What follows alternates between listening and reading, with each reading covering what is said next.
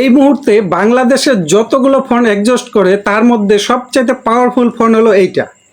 চিন্তা করে দেখেন ভাই, কি নেই এই ফোনটাতে ব্যবহার করা হয়েছে মিডিয়াটেক ডায়মন্ডসিটি 9400 প্লাসের মতো ফ্ল্যাগশিপ প্রসেসর এবং 144 হার্জ রিফ্রেশ রেটের সাথে অ্যামোলেড ডিসপ্লে, 7410 এমএএইচ এর মেসিভ ব্যাটারি এবং এইখানে দিয়েছে তারা 100 ওয়াটে একটি ফাস্ট চার্জার।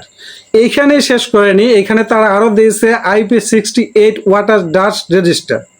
আসসালামু আলাইকুম, কি অবস্থা সবার? আশা করি সবাই অনেক ভালো আছেন। আজকে কথা বলবো রেডমি K18 আলট্রা ফোনটা নিয়ে। এই ফোনটা খুবই পাওয়ারফুল একটা প্রসেসর। কাউকে যদি আপনি জিজ্ঞাসা করেন যে আপনার কেমন ফোন পছন্দ, তাহলে অবশ্যই বলবে অনেক পাওয়ারফুল হতে হবে এবং দেখতে সুন্দর হইতে হবে, ব্যাটারি ব্যাকআপ ভালো হবে এবং এখানে অ্যামোলেড ডিসপ্লে থাকতে হবে। এক কথায় সবচেয়ে পাওয়ারফুল ফোন চায়।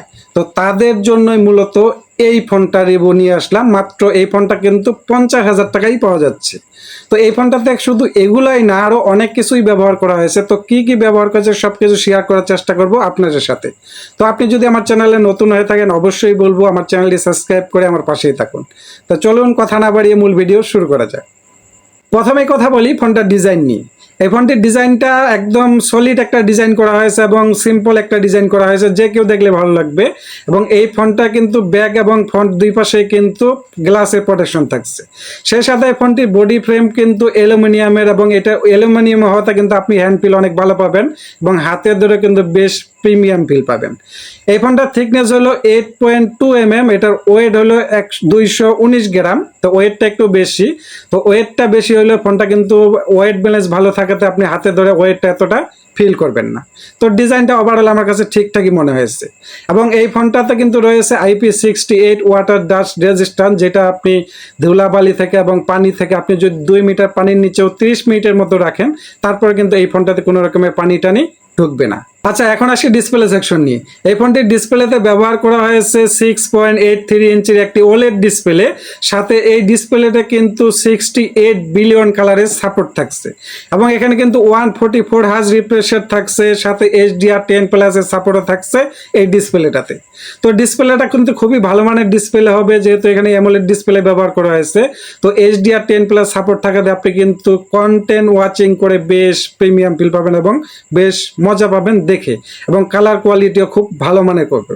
এবং এই ডিসপ্লেটার রেজুলেশন হলো 1280x2772 পিক্সেল এবং পিপিআই ডায়মন্ডসিটি হলো 447 পিপিআই ডায়মন্ডসিটি। তবে ভাই এই ডিসপ্লেটাতে প্রোটেকশনটা আসলে এখানে কি ব্যবহার করছে আমি বুঝতে পারলাম না। এখানে ড্রপ প্রোটেকশন ব্যবহার করেছে, আসলে এটা কি কাজের এবং কোনো এটার ভ্যালু আছে কিনা এটা আমি সঠিকটা বলতে পারলাম না। যদি আপনারা বলতে পারেন তাহলে অবশ্যই কমেন্টে জানাবেন। তো তাছাড়া ডিসপ্লেটা ওভারঅল আমার কাছে ঠিকঠাকই মনে হয়েছে। এখন কথা বলা যাক ফোনটির প্রসেসর সেকশন নিয়ে। দেখুন, একটা ফোনে যত ভালো কিছুই ব্যবহার করুক না কেন, যত ভালো ক্যামেরা হোক, যত ভালো ব্যাটারি হোক আর যত ভালো ডিসপ্লে হোক না কেন, ফোনের প্রসেসর যদি ভালো না হয় তাহলে কিন্তু আপনি কোনোভাবে এখান থেকে ভালো পারফরমেন্স পাবেন না। তো এই ফোনটিতে ব্যবহার করা হয়েছে মিডিয়াটেক ডায়মন্ডসিটি 9400 প্লাস একটা প্রসেসর, যেটা বর্তমান সময়ে সবচেয়ে পাওয়ারফুল প্রসেসর এবং এটা কিন্তু 3 ন্যানোমিটারের প্রসেসর। তো এই প্রসেসরটা কিন্তু খুবই পাওয়ারফুল একটা প্রসেসর। তবে এই প্রসেসরটা দিয়ে আপনি গেম টেম যাবতীয় ফ্রি ফায়ার এবং পাবজির মতো গেমগুলো কিন্তু আপনি আলট্রা মোডে খেলতে পারবেন, কোনো রকমের ল্যাগের দেখাটাকে আপনি পাবেন না। তবে এখানে কিন্তু আপনি এই ফোনটা অনেক সময় যখন গেম খেলবেন তখন একটু হিট জেনারেশন হবে।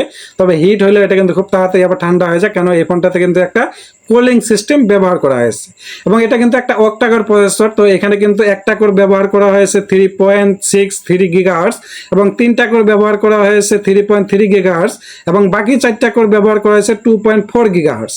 এবং এই ফোনটাতে জিপিইউ ব্যবহার করা হয়েছে 925 জিপিইউ। তো এই প্রসেসরটা বর্তমান সময়ে সবচেয়ে পাওয়ারফুল প্রসেসর। তো এই প্রসেসর নিয়ে বলার আসলে কোনো কিছু নাই। এই প্রসেসরটা খুবই ভালো মানের পারফরমেন্স দিবে, এটা নিঃসন্দেহে বলা যায়। সেই সাথে এই ফোনটির সফটওয়্যারে পাচ্ছি আমরা Android 15 এবং এখানে কিন্তু হাইপার ওএস ব্যবহার করা হয়েছে, হাইপার ওএস 2 ব্যবহার করেছে এইখানে। এই ফোনটা কিন্তু আমরা দুইটি ভেরিয়েন্টে পাবো, 12 জিবির সাথে 16 জিবি এবং এখানে কিন্তু স্টোরেজ ব্যবহার করা হয়েছে 256 জিবি এবং 512 জিবি। তো এখানে কিন্তু সবকিছু আমার কাছে ঠিকঠাক মনে হয়েছে, এবং এখানে আলাদা করে কোনো মেমোরি কার্ড আপনি ব্যবহার করতে পারবেন না। তো যেহেতু এখানে স্টোরেজ বেশি আছে, তো এখানে আলাদা করে মেমোরি কার্ডের প্রয়োজন আছে বলে আমার মনে হয় না। আচ্ছা, এখন আসা যাক ক্যামেরা সেকশন নিয়ে। এই ফোনটি ক্যামেরাতে ব্যবহার করেছে মেইন ক্যামেরা 50 মেগাপিক্সেলের, যেটা সোনির সেন্সর, এবং সাথে কিন্তু 8 মেগাপিক্সেলের একটা আলট্রা ওয়াইড ক্যামেরা ব্যবহার করা হয়েছে। তো আসলে রেডমি এখানে সবকিছু ঠিকঠাক থাকলেও ক্যামেরাতে আপনি যদি আহামরি পারফরমেন্স আশা করেন, তাহলে এখানে আহামরি পারফরমেন্স পাবেন না। তো মোটামুটি ছবি তোলা কাজবাজ চালিয়ে যেতে পারবেন, তবে ফোনগুলো কিন্তু এই ছবিগুলো কিন্তু একদম শার্প করে দিবে। আমরা কিন্তু বরাবরই দেখি যে এই রেডমির যেই ক্যামেরাতে কিন্তু তারা একটু আসলে ফোকাস কম দেয়, তবে আমার মনে হয় রেডমির আরও ক্যামেরাতে ফোকাস দেওয়া ভালো। এবং মেন ক্যামেরা দিয়ে আপনার ভিডিও রেকর্ড করতে পারবেন সর্বোচ্চ 8K 60 fps এবং 4K 60 fps, এবং সেই সাথে এটা সেলফি ক্যামেরাতে পাচ্ছে আমরা 20 মেগাপিক্সেল একটি সেলফি ক্যামেরা। এটা দিয়ে আপনি মোটামুটি ছবি তুলতে পারবেন, আহামরি কোনো পারফরমেন্স পাবেন না। এবং এই ক্যামেরা দিয়ে আপনার ভিডিও রেকর্ড করতে পারবেন সর্বোচ্চ 1080p 30 fps।